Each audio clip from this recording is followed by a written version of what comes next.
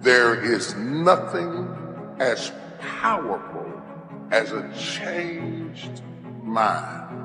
You can change your hair, your clothing, your address, your residence. But if you don't change your mind, the same experience will perpetuate itself over and over again.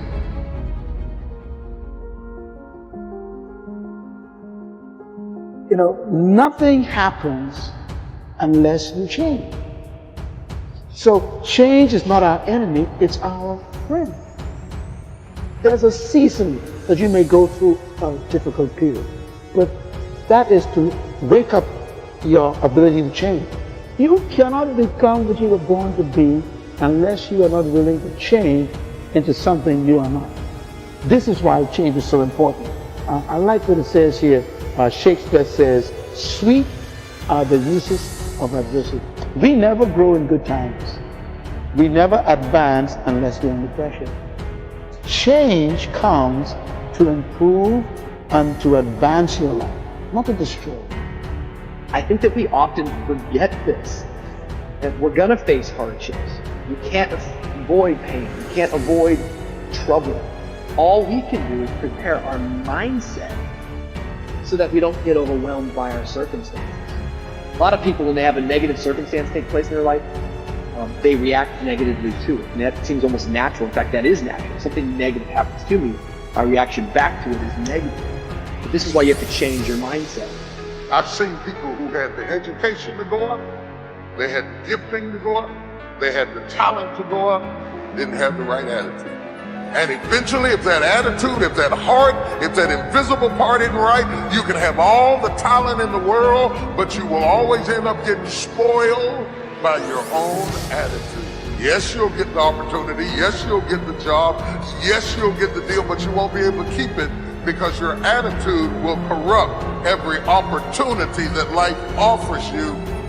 Never saw it coming. Life isn't what happens to you when you're looking. What happens to you when you're looking is called a plan. Life is what happens to you when you're not looking, when your guard is down, when your back is turned. It's going to work on a Friday morning feeling good and having your boss call you in. Now you know she has a look on her face and you know that look isn't good. You know the economy isn't so hard, we've got to let you go. And all you can think about are those 3 kids you have at home. You know, life is coming home from work and finding that note on the kitchen table saying, "Hey, I can't do this anymore. I'm sorry, I love you, but I've got to go." And you're frustrated and you're betrayed and you're furious and you're angry, but all you want to do is hold them again. All you want to do is hear those words whispered in your ear, "I love you" again. No, that's life. How do you handle that? How do you deal with that, those sort of situations? You see, it's been said 100 times and I'll say it again. You've got to go through it. That's all it is. You've got to go through it. And going through it is not a function of just being courageous. It's not a function of just saying, well, I'm going to close my eyes and see what happens next. It's not that. It's really a function of 3 things. It's a beginning, it's a middle, and an end. And before you go through it, there's a choice. You make a choice to say, well, I'm either going to stay here or I'm going to be over there someday, somehow. It's a choice. So going through it and thinking about these 3 steps, beginning, middle, and end, you know, you can really save yourself a lot of trouble and you can discover something more about yourself. It's called life and it's not personal. Stuff's going to happen. And if you make it to the 40-yard line, if you can make it to age 40, between 40 and 60, it begins to intensify. All kind of things happen. Between 40 and 60, my mother was diagnosed with breast cancer and finally died. Between 40 and 60, I was diagnosed with prostate cancer. Between 40 and 60, I went through a divorce from someone that I loved very much. Between 40 and 60, had a nationally syndicated talk show, highest rated, fastest canceled talk show in the history of television. Between 40 and 60, oh, life put a whooping on me. It ain't personal. It's called life. You know, I was homeless, man. I mean, you know, you're in a position where you're going, I got nowhere to go except up. I might as well keep hustling. I was in comedy. I just wasn't making nothing. All the money I was making, I was sending back home to my wife and kids. That didn't last. She got tired of that real fast. But I couldn't go back to Cleveland because I wouldn't have enough money to drive back down south to perform.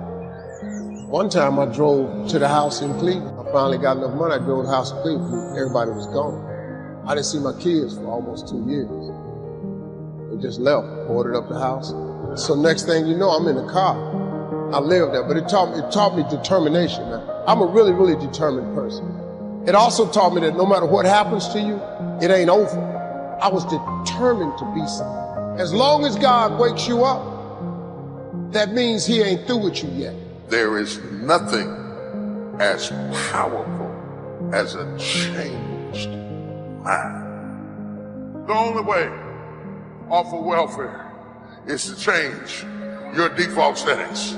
The only way to get a good education is to change your default settings. As long as you're programmed with what you can't do and what you can't be and what you can't have, you will never get up.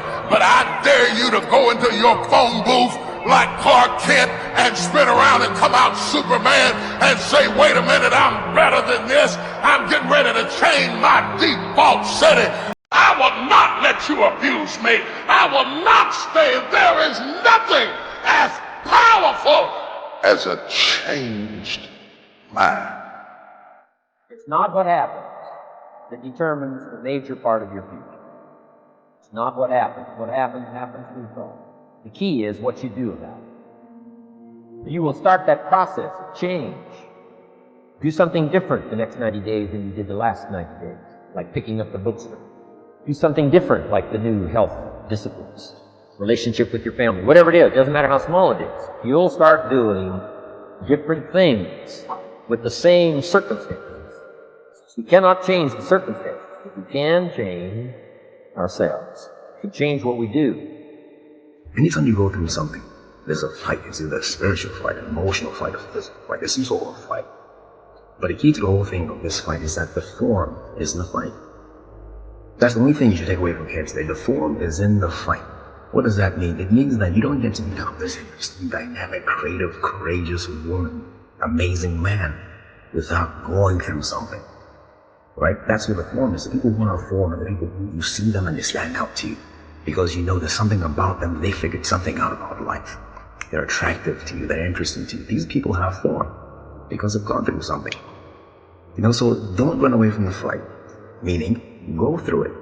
Don't be afraid to go through it. Get through it, because at the end of getting through it, I guarantee you there's at least one thing you discover about yourself.